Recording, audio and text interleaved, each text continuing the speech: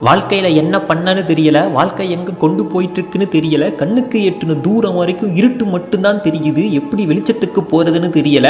பார்க்குறவங்க எல்லாம் நம்ம நினைக்கிறதுக்கு எதிர்மறையாக பேசுகிறாங்க. இது நடக்குமா நடக்காதான மனசுக்குள்ள ஒரு குழப்பமான சூழ்நிலை.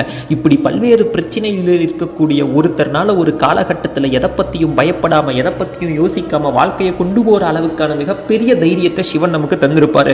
சிவன் நமக்கு வாழ்க்கையில் எத்தனையோ விஷயம் கொடுத்துருப்பாரு. ஆனால் அதுக்கு எல்லாமே முதன்மையான ஒரு விஷயம் என்ன அப்படின்னா, அவர் கற்றுக் கொடுத்த தைரியம். ஒரு சிவபக்தரா என்னைக்கு நம்ம சிவபெருமானை வணங்க ஆரம்பிச்சோமோ, எப்ப சிவபெருமான் நம்ம மனசுல வந்து முழுசா குடிகொண்டாரோ, அந்த நொடியிலிருந்து நம்ம மனசுக்குள்ள ஏற்பட்ட மாற்றத்தில் மிகப்பெரிய ஒரு மாற்றம் என்னன்னா நமக்கு வந்த தைரியம்.